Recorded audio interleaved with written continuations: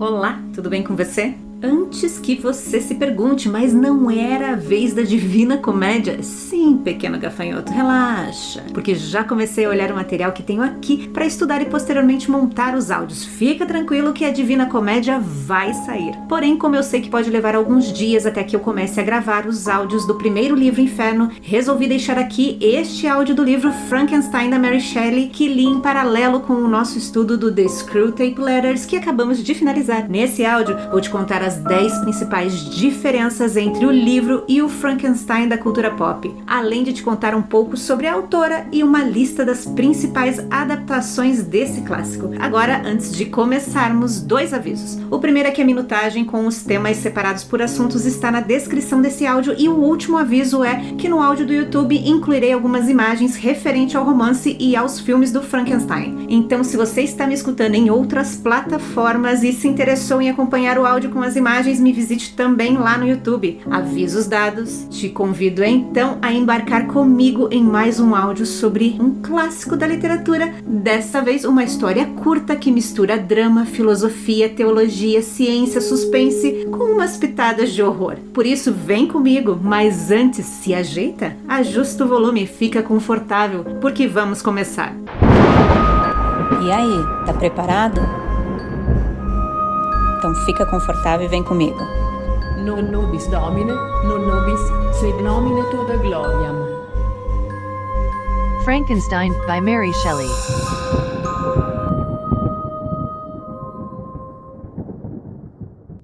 Olá, que bom que você está por aqui. Antes do top 10 desse vídeo, vamos refrescar a nossa memória relembrando a história de Frankenstein. Frankenstein conta a história de Victor Frankenstein, um jovem cientista que cria uma criatura única em um experimento científico pouco ortodoxo. Uma história de transgressão científica, ruptura da ordem natural e responsabilidade. Essa é uma daquelas histórias que envelheceram bem. Ela apresenta uma reflexão sobre a manipulação da vida, o quanto o artificial pode se passar pelo natural, um verdadeiro clássico, um conto moral que alerta com toques de horror. Bom, vamos conhecer a autora Mary Shelley, que começou a escrever a história aos 18 anos e a primeira edição foi publicada anonimamente em Londres em 1º de janeiro de 1818, quando ela tinha 20 anos. Mas antes disso, vamos voltar um pouco no tempo para relembrar a origem da história. Durante o chuvoso verão de 1816, conhecido como o Ano Sem Verão, o mundo ficou preso em um longo e frio inverno vulcânico causado pela erupção do Monte Tamborá em 1815. Esse vulcão fica na Indonésia, mas os danos dessa erupção só foram sentidos por outras partes do mundo no ano seguinte. Nos Estados Unidos, por exemplo, em junho, em pleno início do verão, houveram nevascas que destruíram plantações e mataram animais. Já a Irlanda enfrentou 142 dias de uma chuva gelada sem fim, que também atingiu seus campos de cultivo. Já a Índia enfrentou chuvas e alagamentos, gerando uma epidemia de cólera, enquanto o resto da Europa e Ásia também tiveram perdas na agricultura por conta da queda da temperatura na Terra. Bem, esse era o clima daquele verão, onde Mary, então com 18 anos, e seu futuro marido Percy Shelley visitaram Lord Byron, perto do Lago de Genebra, na Suíça. O tempo estava muito frio e sombrio naquele verão para aproveitar o ar livre e atividades de férias que haviam planejado, então o grupo passava boa parte de seu tempo discutindo literatura dentro de casa. Durante essas férias, Byron sugeriu que ele e seus convidados Mary, Percy, Claire e o médico de Byron, John Polidori, guarda esse nome, fizessem um concurso para escrever a melhor história de fantasmas para passar o tempo, afinal já estavam há tantos dias olhando o verão passar pela janela de casa. Bom, esse era o desafio, e depois de pensar muito sobre o que iria escrever, Mary imaginou um cientista que conseguiu criar a vida e depois ficou horrorizado com o que havia feito. Resumindo, Mary ganhou o concurso entre os amigos e o que era um conto com o incentivo de Percy virou um romance. Porém, desse encontro também saiu o que acredita-se ser a primeira história de vampiros em prosa publicada em inglês. Sim, o médico John Polidori, que a partir de uma ideia de Byron publica The Vampire em 1819, que futuramente inspiraria o tão famoso Drácula de Bram Stoker. E olha que interessante, as duas criaturas clássicas dos contos de terror têm mais em comum além da sua criação naquele verão de 1819. 1816, ambas as criaturas são amaldiçoadas. Aqueles que estão à sua volta acabam morrendo, além da força sobre-humana dessas duas criaturas. Pois bem, voltando ao Frankenstein, em 1818 sai a primeira publicação sem o nome da autora. E na segunda edição em inglês, em 1823, o nome da autora já estava acreditado. Uma curiosidade é que essa edição estava dividida em 2 volumes. Já a versão mais conhecida é a de 1831, publicada em um único volume e que foi fortemente revisada pela autora. Essa edição incluía um longo e novo prefácio. Escuta o que Mary fala sobre essas mudanças. São principalmente os de estilo. Não mudei nenhuma parte da história, nem introduzi qualquer ideias ou circunstâncias novas. Remendei as linguagens onde ela era tão simples que interferia no interesse da narrativa. E essas mudanças ocorrem quase exclusivamente no início do primeiro volume. Ao longo do tempo, eles ficam inteiramente confinados às partes que são meros complementos da história, deixando o núcleo e a substância dela intocados. O fato interessante é que nas primeiras edições o nome do livro era Frankenstein, com o subtítulo de O Prometeu Moderno. Atualmente as edições modernas agora mencionam esse subtítulo apenas na introdução. Prometeu, em um resumo bem resumido da mitologia grega, foi um titã que criou os humanos à imagem dos deuses e deu a eles o fogo da vida. Quando Zeus descobriu isso, ele condenou Prometeu a ser punido eternamente, prendendo-o em uma rocha do Cáucaso, onde todos os dias uma águia bicava o seu fígado apenas para que o fígado voltasse a crescer no dia seguinte para ser bicado novamente, já que ele era imortal. Como na história de Shelley, Victor Frankenstein, ao seu modo, também não teve um final feliz após dar a vida a uma nova criatura. Uma última curiosidade sobre essa obra é que em 2019 Frankenstein foi listado pela BBC News como um dos 100 romances mais influentes de todos os tempos. E agora que você já conhece a autora, a origem da história, suas primeiras publicações e alguns fatos interessantes, vamos à lista com as 10 principais diferenças entre Frankenstein do livro versus o da cultura pop.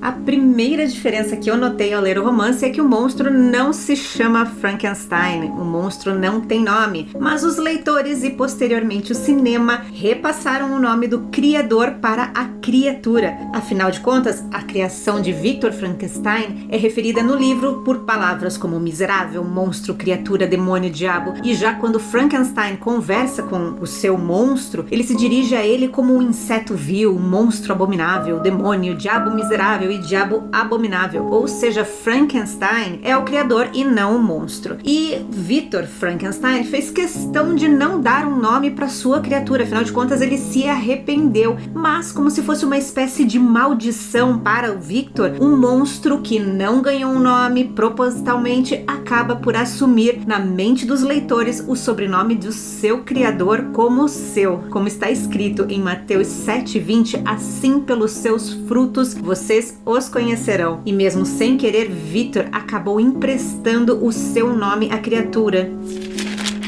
A segunda diferença está que Victor Frankenstein não criou o monstro em um castelo, mas em seu dormitório na casa em que morava. No capítulo 4, Victor diz: num quarto solitário, melhor dizendo, numa cela, no alto da casa, separado de todas as outras dependências por um corredor e uma escada, eu mantinha a minha oficina de trabalho, onde prosseguia com a minha asquerosa criação.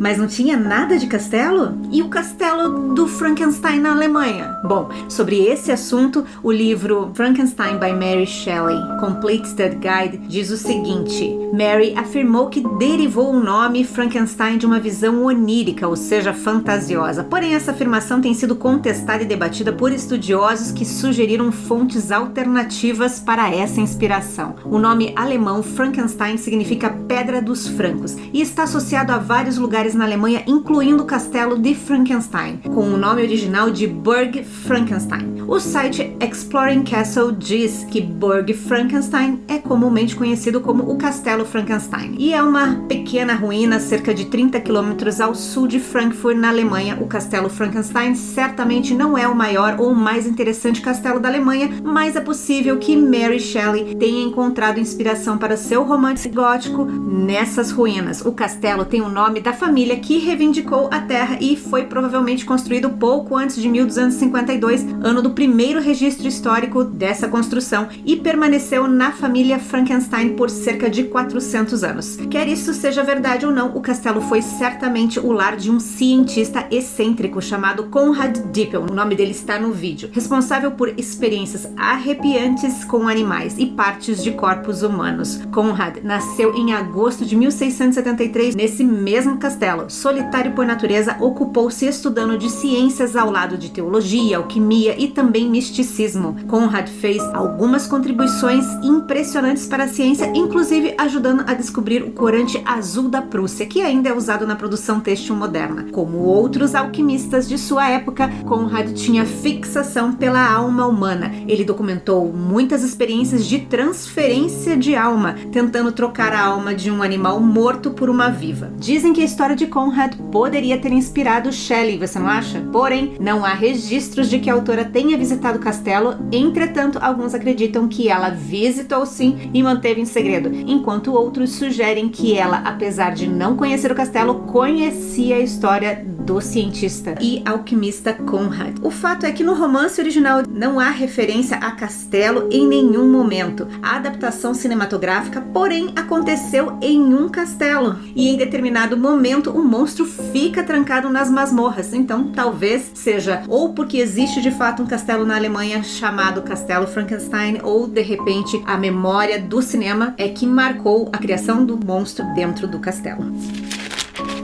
Terceira diferença que você vai estranhar é a aparência do monstro, que pouco tem a ver com o clássico monstro verde ou meio acinzentado com os pinos metálicos no pescoço, bem como essa capa aqui da versão que eu li. Escuta a descrição da criatura no livro, está no capítulo 5. Meu Deus, sua pele amarela mal cobria o relevo dos músculos e das artérias que jaziam por baixo. Seus cabelos eram corridos e de um negro lustroso, seus dentes alvos como pérolas. Todas essas exuberâncias, porém, não formavam senão um contraste horrível com seus olhos aquosos, quase da mesma cor acinzentada das órbitas onde se cravavam, e com a pele encarquilhada e os lábios negros e retos. A edição em inglês da editora Penguin traz na capa um monstro um pouco mais parecido com o descrito pela autora, assim como a edição da editora Brook Parks também se assemelha um pouco com a descrição feita por Mary Shelley.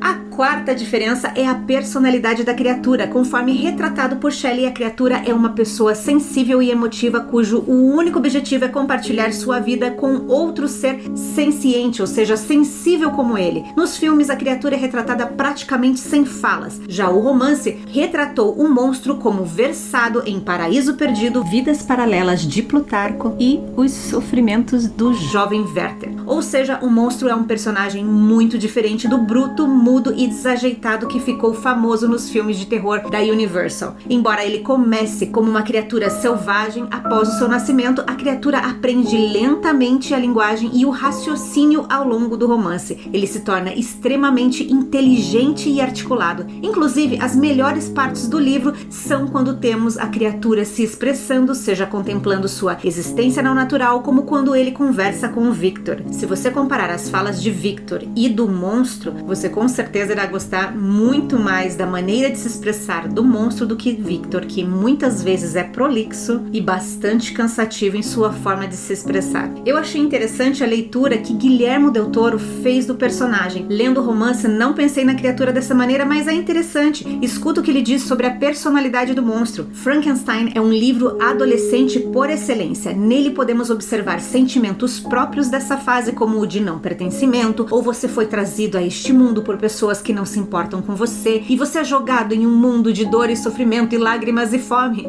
O diretor de cinema então concluiu que esses sentimentos são uma parte importante da história de Mary e acrescenta que o livro também foi escrito por uma adolescente. A professora de filosofia, Patricia McCormack, diz que a criatura aborda as questões humanas mais fundamentais. É a ideia de perguntar ao seu criador qual é o seu propósito, por que estamos aqui, o que viemos fazer. Então podemos concluir que, comparado ao personagem descrito pela autora, a versão do cinema apresenta um monstro retratado totalmente diferente da obra original.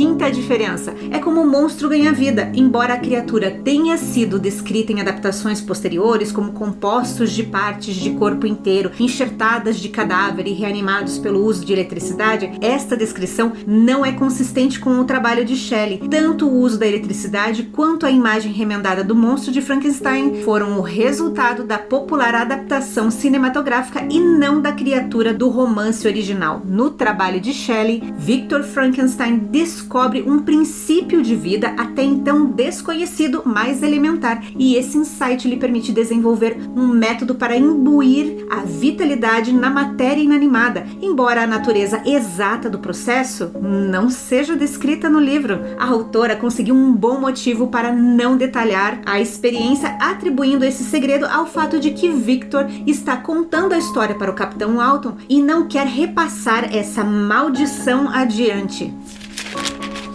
Sexta diferença é a idade de Victor. A maioria das adaptações retrata esse personagem como um homem na casa dos seus 30 ou até de meia idade. Entretanto, no livro, Victor tinha apenas 19 anos quando criou o seu monstro. Eu acredito que o fato de usarem Dr. Victor Frankenstein seja aquilo que nos faça pensar em um homem mais velho, mas Victor nem tinha terminado a faculdade, muito menos um doutorado.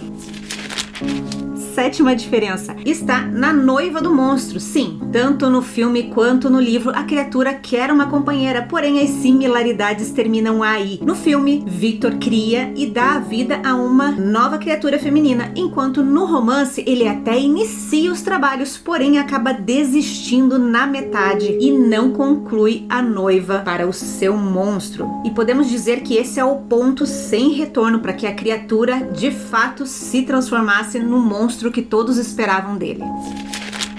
A oitava diferença é um personagem que talvez você nem se recorde dele, Capitão Walton. Sim, a história é contada em forma de epístolas pelo Capitão Walton, ou seja, em forma de cartas que ele envia para sua irmã. Esse início do livro pode ser bastante cansativo para alguns que não esperavam por esse tipo de narrativa, ou por não entender quem é esse Capitão Walton, ou talvez por querer ir direto para a história do Victor e seu monstro. Bom, o livro começa descrevendo esse personagem que está explorando o Ártico, além da relação dele com a irmã, e também explica como o Walton se tornou o Capitão Walton e o desejo dele por ter um amigo. Esse é um personagem que muitas vezes é descartado pelo cinema, mas que faz parte de toda a história. É ele quem resgata e cuida de Victor, que está com pneumonia, ouve a história, faz os registros e é também o último a ver a criatura ao final do livro.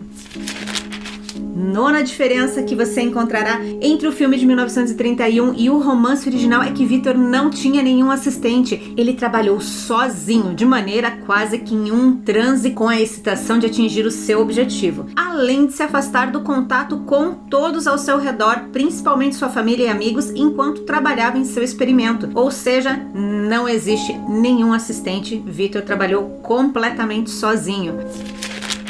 Bom, e esse assistente que não existe na obra original nos leva à décima diferença. No romance, o comportamento da criatura é causado pela negligência que ele recebeu do seu criador e por causa de sua aparência desumana. Esses são os motivos que o levam a se transformar no monstro. Afinal de contas, ele tenta e não consegue ser aceito pela comunidade à sua volta, enquanto a adaptação cinematográfica atribui a condição do monstro ao fato de um erro cometido pelo assistente de Frankenstein, o tal do Fritz, que fornece um cérebro criminoso para ser usado pela criatura. Por conta disso, vemos uma das cenas mais famosas do filme, em que um monstro joga uma menina no rio, o que é o oposto de uma cena do romance em que ele resgata uma menina de um afogamento apenas para ser baleado no braço pelo pai da menina, que não entende que a criatura estava salvando e não tentando matar a sua filha. Enfim, essas foram as 10 principais diferenças que saltaram aos meus olhos enquanto eu lia o romance e comparava com as memórias que eu tinha da história através dos diversos filmes, séries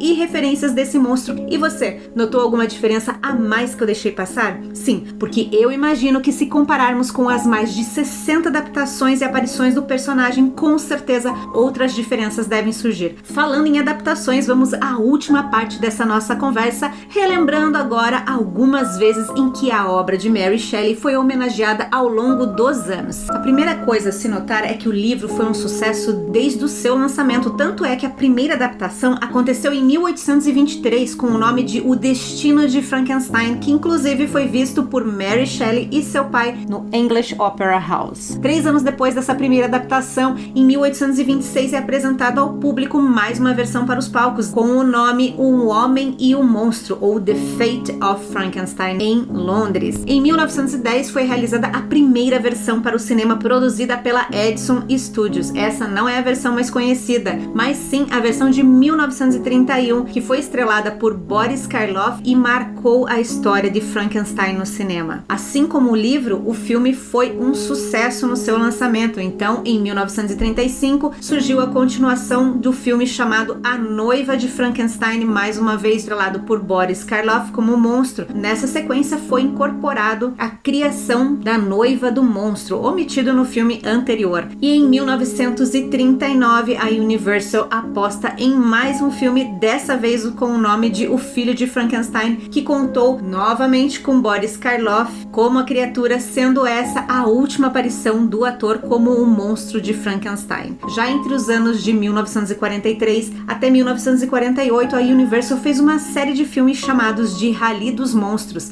Nessa leva de filmes de horror estavam os seguintes títulos: Frankenstein Encontra o Lobisomem, de 1943, A Casa de Frankenstein, de 1944, e Abbott and Costello Encontra o Frankenstein, em 1948. Na década de 80, Frankenstein volta aos palcos. Nesse período foram feitas 2 adaptações para a Broadway. Outra versão bastante popular foi a de 2012, Frankenweenie, remake do curta-metragem de Tim Burton de 1984. E em 1994, a história voltou a ser revisitada nos cinemas e também foi bastante popular, estrelada por Robert De Niro. E aí você pensa, nessa versão atualizada da história, vão fazer um monstro igual ao descrito no livro. Não, temos aqui mais uma nova versão inspirada, mas não a mesma do romance. Já em 2015 são lançados 2 filmes de Frankenstein. O primeiro foi estrelado pela Carrie-Anne Moss, conhecida pelo seu papel de Trinity em Matrix, e conta a história de um casal de cientistas que criam um monstro moderno. Já o segundo filme, lançado naquele ano, é uma nova versão de Frankenstein. Aqui temos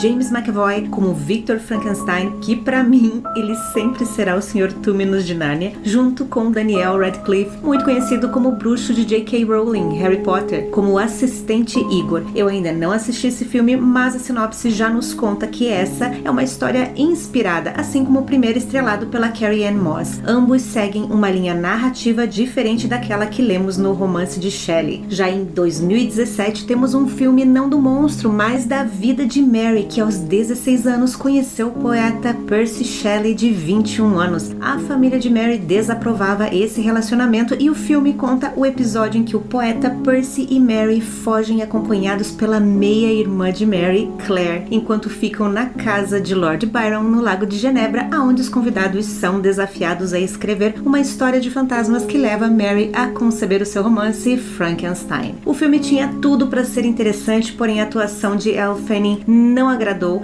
assim como o ritmo da história, que tinha tudo para empolgar, é descrito como lento pelo público. A avaliação desse filme no Rotten Tomatoes foi de 41% pela crítica e 49% pela audiência. Para você ter uma ideia, o filme de 1931 é o que tem maior avaliação no site, assim como a versão da noiva e do filho de Frankenstein, que seguram uma média de 90% de avaliação. A versão do Robert De Niro também deixa a desejar, amargando uma média de 45% de aprovação, assim como a versão que conta com o ator de Harry Potter, que amarga na casa dos 30%. Pelo que podemos conferir, as versões antigas ainda são as que mais agradam ao grande público. E o último registro deixado pelos autores do Complete Stud Guide foi a adaptação de Frankenstein para um espetáculo de balé apresentado pelo Royal Ballet, e você encontra trechos no YouTube caso tenha ficado curioso. Enfim, selecionei apenas algumas adaptações, mas os autores autores desse livro catalogaram por volta de 60 aparições de Frankenstein ao longo dos anos nos cinemas, palcos e séries. Todos os dados desse livro, assim como os outros, estarão na descrição. E por hoje é isso. Volto com a segunda parte dessa microsérie sobre a história de Frankenstein no próximo áudio, onde te conto como o Paraíso Perdido faz parte dessa história, além de te contar um resumo da história, incluindo os principais trechos do livro. É isso, fica com Deus e até breve. Tchau!